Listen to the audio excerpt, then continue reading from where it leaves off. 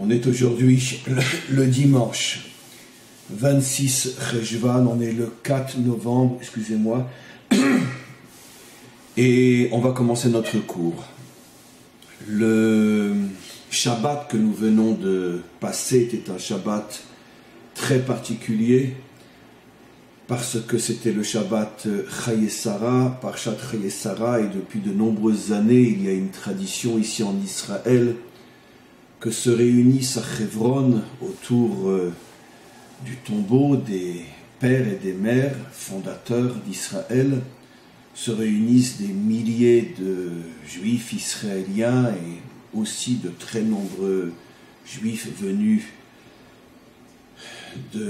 d'ailleurs, de France ou d'ailleurs, peu importe, se réunissent donc des milliers de juifs à Hebron pour passer ensemble le Shabbat. Il y a une ambiance absolument inimaginable. 80% de ceux qui viennent à Hebron pour ce Shabbat sont des jeunes, et donc l'ambiance est extraordinaire.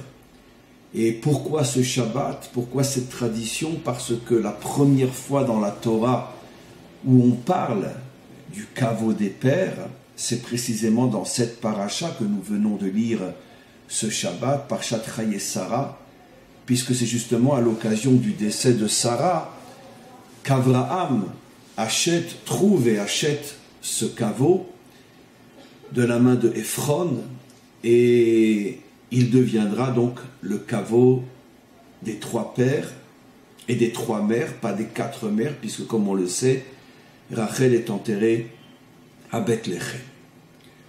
Alors évidemment, il y a derrière, dans la profondeur de cette histoire, des secrets absolument inimaginables, liés à l'endroit, liés à Hebron, liés à l'achat, l'acquisition de ce caveau. Pourquoi était-il d'abord entre les mains de Ephron? Qu'est-ce que cela signifie? Il y a effectivement tellement de choses à dire à ce sujet qu'on va essayer pendant une heure d'approcher les notions essentielles. En vérité, le cours que je vais faire aujourd'hui, je l'ai fait hier pendant Shabbat. Je l'ai fait hier pendant Shabbat, mais comme c'était bien sûr Shabbat, c'était absolument impossible de l'enregistrer. Et donc c'est la raison pour laquelle j'ai décidé de le refaire aujourd'hui. Je tenais aussi à dire que de nombreuses personnes nous avaient envoyé des bénédictions à faire à l'occasion donc du live que nous avions fait le jour de la Iloula de Rachel, dans la yeshiva qui est à côté du tombeau. Mais ces bénédictions étaient arrivées après ou pendant le live, on n'avait plus la possibilité, enfin surtout après le live, on n'avait plus la possibilité donc de le faire sur place. J'ai amené avec moi les noms et les demandes de bénédiction de tous ceux qui s'étaient adressés à nous après cette émission, et j'ai cité les noms, j'ai cité les bénédictions hier au caveau des pères. Donc finalement ceux qui se sont inscrits en retard n'ont rien perdu, puisque finalement ils ont pu mériter de recevoir leur bénédiction sur la tombe des pères et des mères fondateurs d'Israël à Hebron. Donc je voudrais maintenant revenir sur le cours que j'ai donné hier pendant Shabbat et réexpliquer, pas tout à fait de la même manière, car vous le savez, il est absolument impossible de répéter exactement la même chose dans un cours de Torah, parce que la Torah se renouvelle constamment, et celui qui étudie et enseigne la Torah se renouvelle lui aussi constamment. Il ne peut en aucun cas répéter les mêmes choses, même si le fond de l'enseignement est le même. Et je commence. On avait expliqué, si je ne me trompe pas, il n'y a pas si longtemps, que le premier jour de la création est apparue la lumière. Vayomer Elohim yehi or. Et Elohim, le maître du monde, a dit que la lumière soit. Mais cette lumière, bien évidemment, n'est pas la lumière que nous connaissons aujourd'hui, puisque c'était bien avant la création des astres. On ne parle pas de cette lumière-là. On parle d'une lumière spirituelle, bien que je n'aime pas le mot en français, parce que spirituel en français, ça ne veut strictement rien dire. C'est une lumière réelle, elle n'est pas spirituelle. Mais c'est d'une certaine manière l'énergie divine que le Maître du monde a créée, a dévoilé le premier jour de la création. Et après, on ne parle plus de cette lumière durant tout le récit de la création. Qu'est-ce qu'elle est devenue, cette lumière? Alors nos maîtres nous disent qu'elle a été cachée. C'est la raison pour laquelle on l'appelle Or Haganouz, en hébreu, en français, la lumière cachée. Et où a-t-elle été cachée? Nos maîtres nous disent dans la Torah et dans ce monde, dans le monde matériel. C'est-à-dire que grâce à l'étude de la Torah, une étude authentique, profonde, pas seulement le côté extérieur de la Torah, mais surtout et essentiellement le côté caché, les secrets de la Torah, grâce à l'étude profonde des secrets de la Torah, la lumière que le Maître du monde a cachée dans la matière, cette lumière se dévoile au fur et à mesure. Elle se dévoilera totalement, complètement, à partir de la délivrance finale. Et à ce moment-là, Dieu sera un, c'est-à-dire que le monde se rendra compte qu'il n'y a pas de séparation entre Dieu et son monde, il n'y a pas de séparation entre l'âme et le corps, il n'y a pas de séparation entre le spirituel et le matériel, tout est un, parce que non seulement, même dans la matière, se cachait pendant toute l'histoire une lumière inimaginable, mais plus encore, selon ce qu'expliquent nos maîtres, la lumière cachée dans la matière est encore beaucoup, beaucoup plus puissante que la lumière de l'âme elle-même, ou la lumière des mondes supérieurs, des mondes spirituels, au point que dans la Chassidoute, il est rapporté que les Atid Lavo, dans le monde à venir, l'âme se nourrira du corps. Il faut comprendre, bien évidemment, selon le sens profond, que l'âme du corps, l'âme de la matière, lorsqu'elle se dévoilera, cette lumière, la lumière du corps, la lumière de la matière, lorsqu'elle se dévoilera, elle sera tellement puissante que même l'âme elle-même ne pourra plus se suffire de sa propre lumière, elle sera obligée, elle demandera de recevoir, de pouvoir profiter de la lumière du corps. Donc des dévoilements inimaginables qui vont à l'encontre, qui révolutionnent, qui bouleversent totalement toutes les données de l'histoire, les données complètement fausses sur lesquelles se sont fondées de nombreuses fausses religions qui voient la matière comme étant quelque chose qui est le monde du Satan, le monde de la faute, le monde du mal. Le judaïsme, depuis des millénaires, prétend le contraire. Et c'est la délivrance qui, d'une certaine manière, fera s'effondrer toutes les fausses religions pour que ne reste que la Torah et ses rayonnements qui éclaireront et illumineront l'humanité tout entière. Maintenant, malgré tout, la raison pour laquelle cette terre, la terre d'Israël, s'appelle la terre sainte dans toutes les langues, Eretz HaKodesh en hébreu, qu'est-ce que cela signifie? Terre sainte.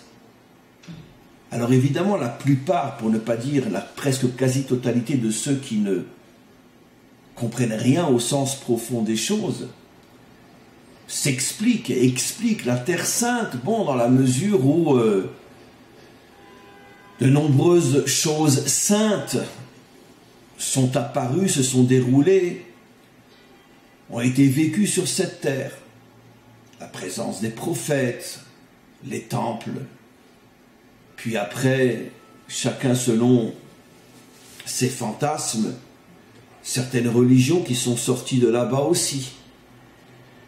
Mais en tous les cas, toutes ces explications parlent plutôt de l'histoire qui s'est déroulée sur cette terre. Car personne n'est capable de comprendre véritablement ce que signifie Eretz HaKodesh, la terre sainte. Non, ce n'est pas l'histoire qui est sainte, c'est la terre elle-même qui est sainte. Selon la traduction collée au texte, collée aux mots. c'est la terre elle-même qui est sainte. Comment la matière peut-elle être sainte?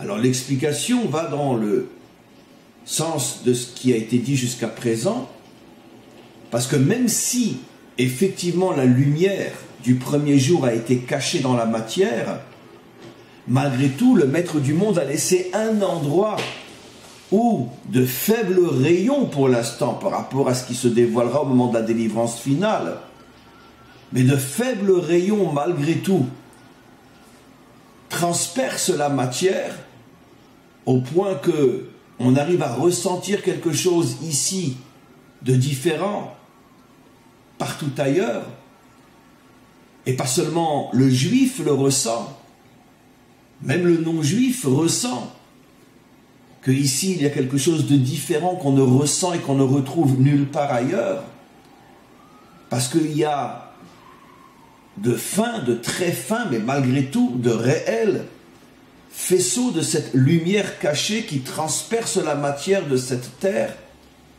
et nous permettent de ressentir qu'elle est kadosh, qu'elle est sainte, qu'elle est différente de la matière partout ailleurs.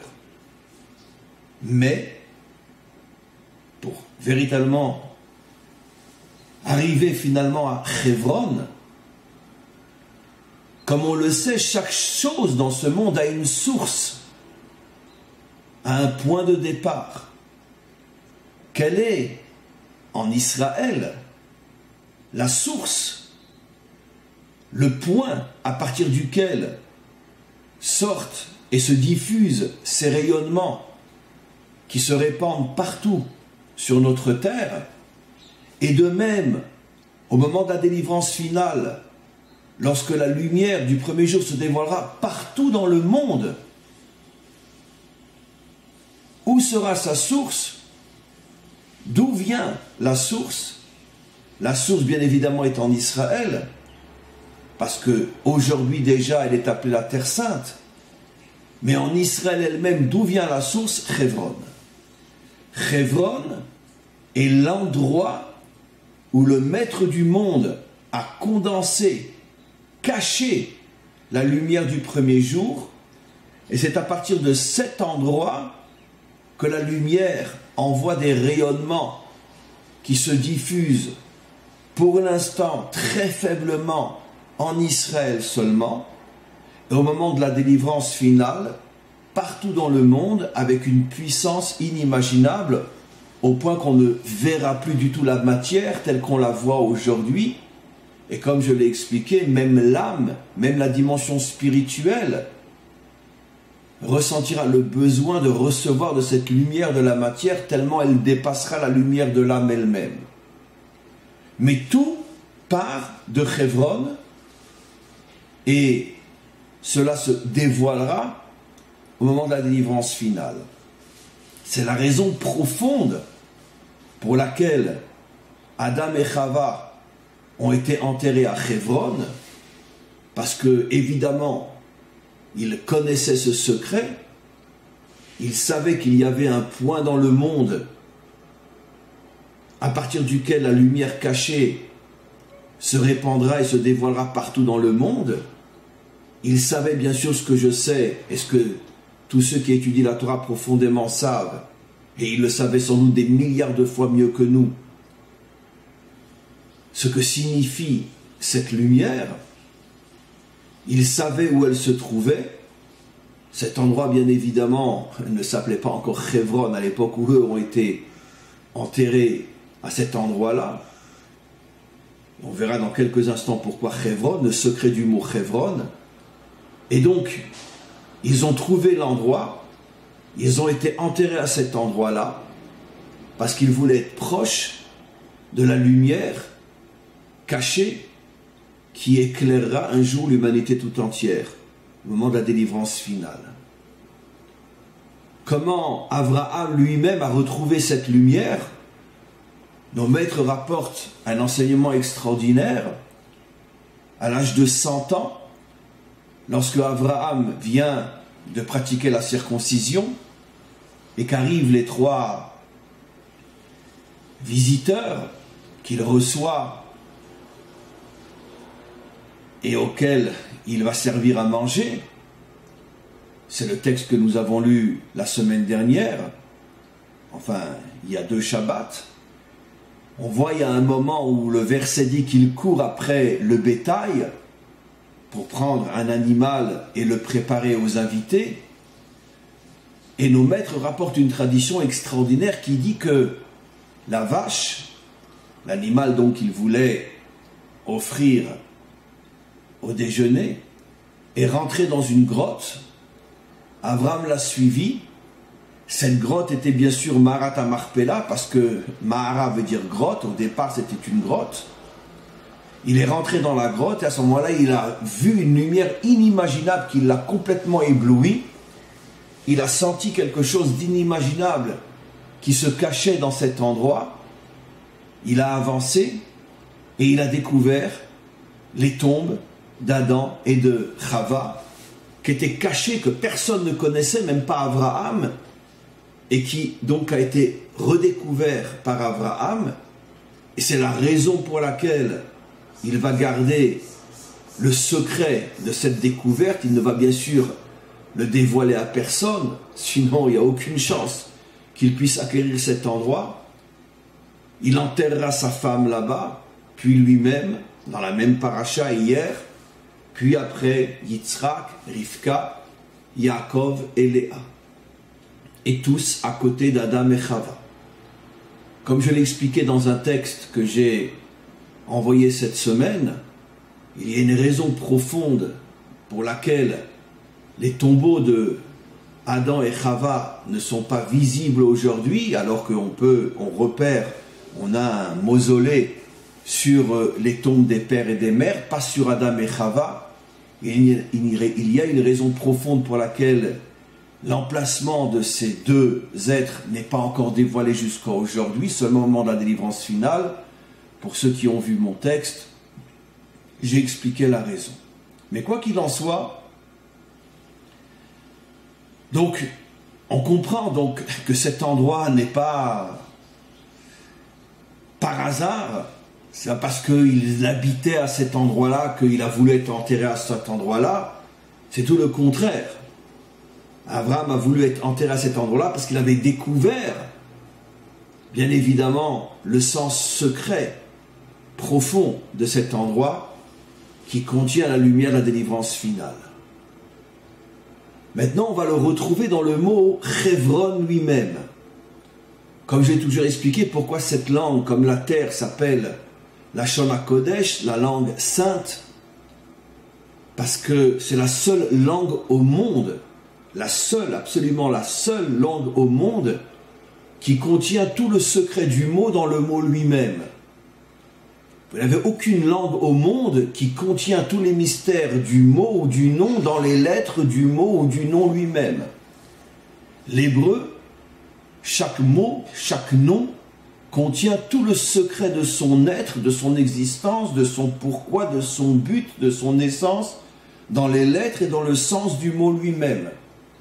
Il y a des mots où c'est plus facile de le voir, d'autres où c'est plus difficile, d'autres où il faut passer par des valeurs numériques, quantité d'autres choses, c'est toute une science inimaginable, mais cette science existe, nous l'étudions, nous la connaissons, et nous pouvons l'enseigner aussi. Pas tous les aspects de cette science, car il y a des niveaux qui sont trop hauts, qu'on ne peut pas livrer au grand public, mais beaucoup de choses peuvent être, oui, enseignées. Une des méthodes pour comprendre le sens profond d'un mot en hébreu, c'est parfois de le découper et en faire 2 mots ou plusieurs mots qui vont former une phrase et qui vont nous permettre de révéler le sens du mot. Le mot Chevron, si on le coupe en 2, on met une première partie du mot Chaver et il reste 2 lettres, le deuxième mot Vav Nun. Chaver, Vav Nun. Bon, pour ceux qui ne connaissent pas l'hébreu, c'est évident que c'est un petit peu difficile ce que je dis. Pour ceux qui comprennent l'hébreu, vous comprenez tout de suite. Je prends le mot Chevron, j'enlève les 2 dernières lettres et je laisse le premier mot sans les 2 derniers et j'obtiens l'expression Chaver, Vav Nun, qui signifie unir le Vav et le Nun. Vav Nun, On, Chevron, On, Vav Nun.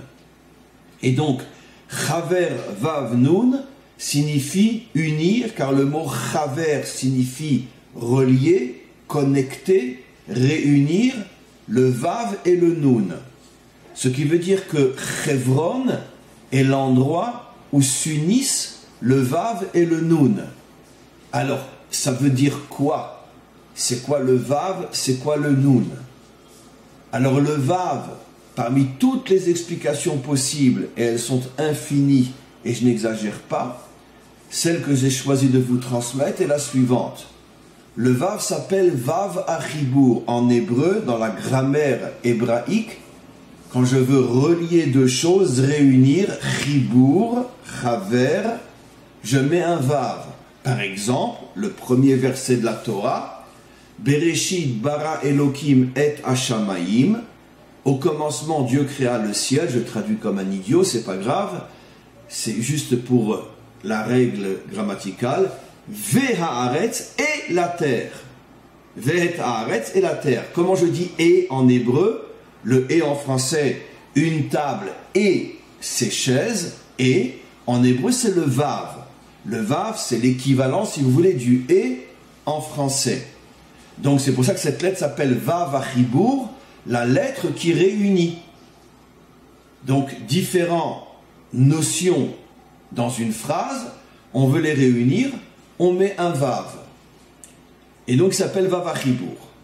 Mais le Vav, à un niveau beaucoup plus profond, fait allusion aussi et surtout aux 6 fameuses sphirotes, les 6 attributs divins, qui sont, comme je le répète souvent, je traduis vraiment au niveau du sens premier, vraiment je m'excuse que j'ai tellement honte de la traduction, mais c'est parce que c'est pas le but maintenant d'aller plus profondément. Donc je traduis d'après le sens premier, qui est un sens nul et qui ne veut strictement rien dire, mais j'ai pas le choix, le cours est en français. Chesed, première qualité, bonté. Gvura, deuxième qualité, force, rigueur. Tiferet, troisième qualité, harmonie, vérité, unité. Quatrième qualité, Netzar, triomphe, vaincre, ne pas se laisser anéantir. Cinquième qualité, Od, remerciement, louange. Sixième qualité, Yesod, stabilité. Alors c'est les 6 qualités fondamentales qui structurent toute la dimension morale d'un homme. Et le Vav, qui a pour valeur numérique 6, comme on le sait, chaque lettre a une valeur numérique en hébreu, le Vav fait allusion à ces 6 qualités. Mais pourquoi le Vav s'appelle aussi, comme on l'a vu, Vav Achibour, le Vav de l'unité? Parce que comme on le sait, comme je l'ai déjà expliqué de très nombreuses fois, ces 6 qualités sont en vérité des qualités dont la plupart sont aux extrêmes opposés. Prenons les 2 premières. La bonté et la rigueur, c'est exactement le contraire. Parce que si je suis un homme bon, de nature, ça m'est très difficile d'être rigoureux, d'être dur, d'être sévère. Et le contraire aussi. C'est la raison pour laquelle, dans ces 6 qualités, on a à chaque fois les qualités du milieu, le fameux chibour, la fameuse unité qui réunit les contraires. C'est l'exemple connu d'Abraham, première qualité, la bonté, Yitzhak, deuxième qualité, la rigueur. Ces 2 qualités sont réunies, atteignent, si vous voulez, une sorte d'unité, d'harmonie à l'intérieur du 3e personnage qui est Yaakov, qui arrive à réunir la bonté et la rigueur, c'est-à-dire que Yaakov a cette sagesse de savoir quand il faut être bon, quand il faut être rigoureux, avec qui il faut être bon, avec qui il faut être rigoureux, de quelle manière et quelle est la quantité de bonté, de quelle manière et quelle est la quantité de rigueur. Cette sagesse est la sagesse représentée justement par ce qu'on appelle le Kav HaEmtsa'i, le pilier du milieu, qui lui aussi justement a la forme d'un Vav. Le Vav, c'est une lettre qui a la forme justement d'un trait, d'un trait qui ne va ni à droite ni à gauche, et qui est justement le symbole de cette réunification des extrêmes, qui sont ou trop à droite, ou trop à gauche, et vient le vav au milieu, qui réunit les extrêmes. Ce qui veut dire que le vav fait surtout allusion à la qualité essentielle que l'on appelle Tiferet, qui est en vérité la force, la sagesse, qui réunit les contraires. Ce qui veut dire que un homme n'est véritablement moral, dans le sens profond du terme, pas seulement s'il est bon, pas seulement s'il est juste, mais s'il sait exactement, avec une extrême précision, quand faut-il être bon et quand faut-il être juste, dans le sens justice, donc rigoureux. C'est ça la véritable qualité que nos maîtres appellent Tiferet, qui, si on devait le traduire, on traduirait par l'harmonie, la réunion des contraires. Et donc ça, c'est le secret du Vav. Alors, encore une fois, on a expliqué que Chevron signifie Chaver, Vav, Nun. Réunir le Vav et le Nun. Alors, on a expliqué ce qu'est le Vav. C'est la force qui me permet de réunir les contraires. Voyons maintenant ce que c'est le Nun. Le Nun est une lettre qui a pour valeur numérique 50. 50 fait allusion, disent nos maîtres, aux fameuses 50 portes de la délivrance. Nos maîtres expliquent qu'il y a 50 niveaux qui doivent se dévoiler pour mériter la délivrance finale. Et de la même manière qu'il y a 50 niveaux dans le bien, il y a aussi 50 niveaux dans le mal, et j'explique. Nos maîtres rapportent, je ne veux pas trop m'allonger sur ces explications parce que ce n'est pas le sujet, que nos pères étaient descendus en Égypte jusqu'à la 49e porte de l'impureté. Et s'ils avaient atteint la 50e porte, jamais ils n'auraient pu sortir. Finalement, nous aurions disparu avant de naître. C'est la raison pour laquelle 4/5 ne sont pas sortis, parce que 4/5 avaient déjà atteint la 50e porte, et donc même Moshe ne pouvait plus les sortir de là-bas. La partie qui est sortie, qui n'est que 20%, que 1/5, était descendue dans l'idolâtrie, dans la débauche, dans toutes sortes de fautes, après tellement de siècles d'exil dans le pays le plus débauché, le plus idolâtre. Il n'y a qu'à voir ce qui se passe aujourd'hui. Partout où les Juifs habitent dans le monde, on arrive jusqu'à 40, 50, 60% d'assimilation, de mariage mixte, donc de Juifs qui disparaissent complètement. À combien plus forte raison en Égypte, où le pouvoir était un pouvoir terrorisant, ou qui obligeait tout le monde à être idolâtre, tout le monde à suivre la même pensée, le même courant, et c'était pratiquement impossible de ne pas s'assimiler. Donc même ceux qui sont sortis sont descendus jusqu'au 49e degré d'impureté. C'est à ce moment-là qu'Hachem envoie Moshe, car si la 50e porte de l'impureté s'était ouverte, finalement, il n'y aurait jamais eu l'histoire du peuple juif. Ce qui est vrai dans le mal est vrai dans le bien aussi. C'est la raison pour laquelle, après la sortie d'Égypte, nous comptons 50 jours, le fameux conte du Homère. Effectivement, nous avons reçu la Torah 50 jours après être sortis d'Égypte, ce qui veut dire que la Torah correspond à la 50e porte de la pureté, du bien, de la lumière, de la vérité, 50 portes dans la vérité. Et lorsque nous sommes arrivés à cette 50e porte, nous avons reçu la Torah. En vérité, Moshe a reçu la Torah sur le mont Sinaï, mais nos maîtres nous disent qu'en vérité, le peuple, lui, qui attendait que Moshe redescende, n'avait pas encore reçu la Torah de la 50e porte. Le peuple, lui, était resté au niveau de la 49e porte et attendait le retour de Moshe avec la Torah qui incarnait la 50e porte. C'est la raison pour laquelle il y a eu la faute du veau d'or, disent nos maîtres, et comment tout s'explique d'une manière extraordinaire. Il y a eu la faute du veau d'or, c'est-à-dire qu'en vérité, que le mal a empêché que puisse s'ouvrir ou puisse être réceptionné par le peuple juif la 50e porte, parce que si on avait reçu la Torah sans la faute du veau d'or, à ce moment-là, le monde rentrait directement dans la délivrance et finalement toute l'histoire que nous avons connue après n'aurait pas eu lieu. Bien sûr, si on mettait Paris en bouteille, finalement, si ça s'est passé comme ça s'est passé, c'est que finalement ça devait se passer comme ça. Mais je parle au niveau théorique des choses, bien évidemment. Donc on voit que la 50e porte incarne soit la chute irréversible, soit la montée irréversible. C'est-à-dire que soit la perte totale, soit la délivrance.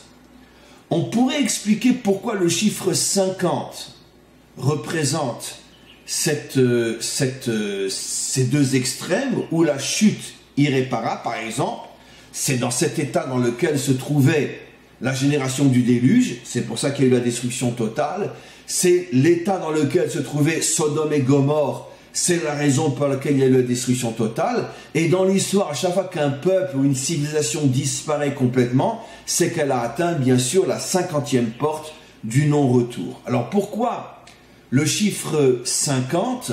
Alors c'est trop long, trop profond pour l'expliquer maintenant.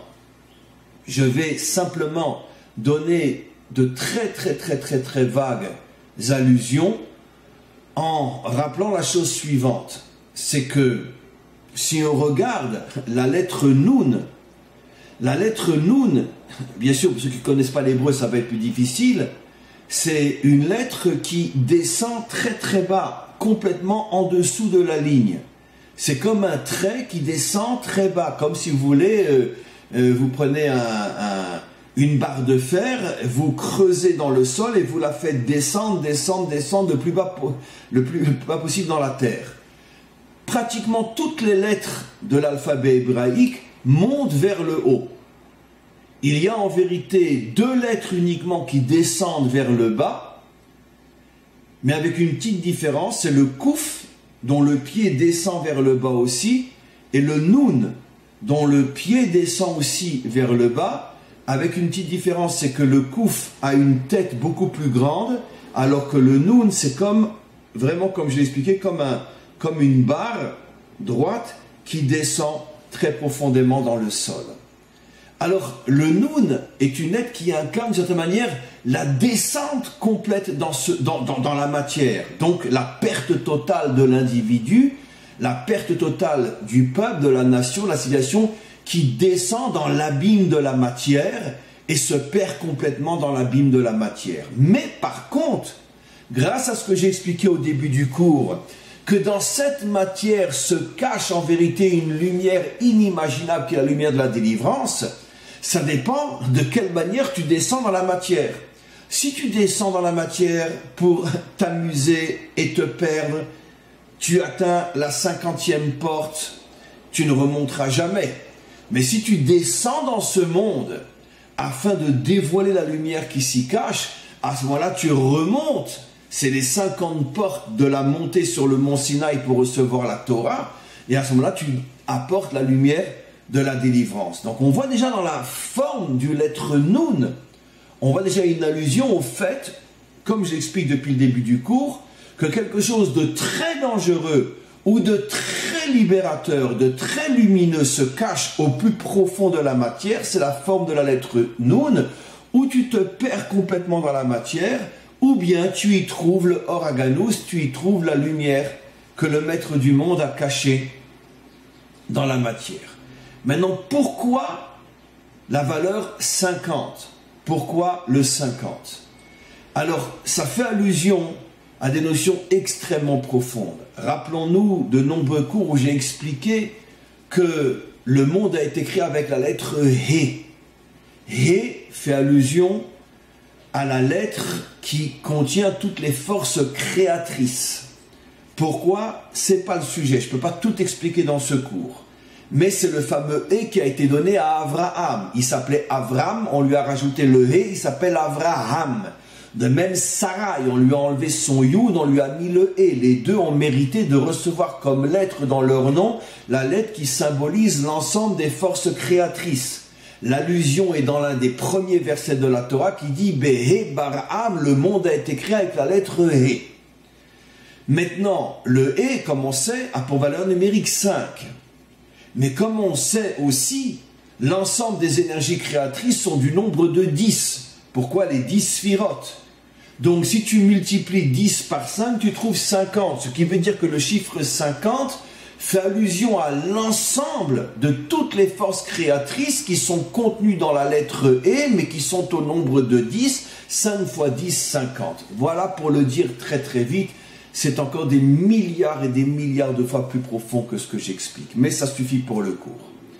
Maintenant, on comprend que ces 50 forces, qui sont les 50 forces, qui sont toutes les énergies de ce monde matériel, soit elles vont nous perdre dans toute la puissance de la matérialité si on fait le mauvais choix, si on utilise ces forces d'une mauvaise manière, soit ces forces vont nous dévoiler la lumière cachée, la lumière de la délivrance, si on les utilise de la bonne manière. Ce qui veut dire qu'en vérité, la lettre Nun est une lettre neutre qui fait allusion soit au mal, soit au bien.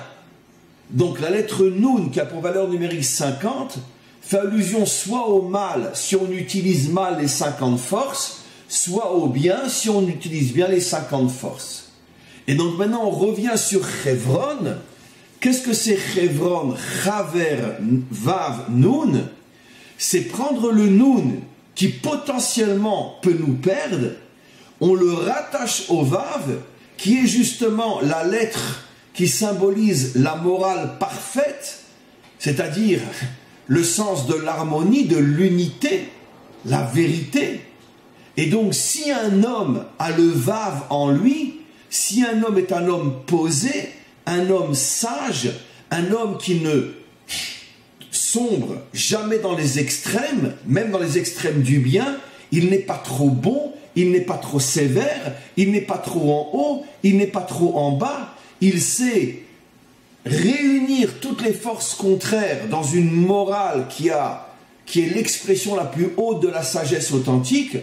À ce moment-là, cet homme-là peut s'unir au Nun, c'est-à-dire peut descendre dans ce monde, rentrer dans ce monde et y trouver la lumière cachée qu'est la lumière de la délivrance. Évidemment, celui qui arrivera à faire cela d'une manière parfaite sera le Mashiach lui-même, qui aura le Vav et qui rentrera dans ce monde afin d'y dévoiler la lumière cachée. Et à ce moment-là, ce sera la délivrance. Voilà le secret du mot Chevron, Chaver, la réunification du Vav et du Nun, c'est-à-dire qu'un homme fondamentalement moral va être capable de descendre dans ce monde Nun pour y retrouver la lumière cachée et la dévoiler, et ça sera la délivrance finale. Voilà le secret du mot Chevron. Alors, on comprend donc évidemment pourquoi les pères et les mères sont enterrés là-bas, puisque eux-mêmes sont la racine, la source du peuple juif, et aussi la source de la bénédiction qui se répandra dans le monde entier, comme il est dit au sujet d'Abraham, Venivrechu bera kol mishpechot ha'adama, toutes les familles de la terre seront bénies par toi. Donc la source de bénédiction, la source du tikkun ha'olam, la source de la réparation du monde se trouve à Chevron, parce que Chevron lui-même, cet endroit est la source de cette lumière. Donc la source du peuple juif, qui est la source de la bénédiction de toutes les nations, se trouve à l'endroit où se trouve la source de cette lumière cachée. Voilà, en vérité, je vais m'arrêter là parce qu'on a déjà dit aujourd'hui des choses tellement importantes et profondes que je pense qu'il faut arrêter pour réécouter ce cours. C'est très important de l'écouter au moins 2 fois. Et je pensais tout dire aujourd'hui, mais je me rends compte que c'est absolument impossible. Et je continue ce cours demain. Il y a encore des notions fabuleuses que l'on va expliquer demain. Pourquoi cet endroit était entre les mains de Ephron? Qu'est-ce que cela représente? Pourquoi le roi David a passé 7 ans à cet endroit avant d'aller à Jérusalem? Des notions extraordinaires, on va expliquer demain. Donc on aura 2 cours fabuleux sur le secret de Chevron. En attendant, à tous et à toutes, une très bonne journée.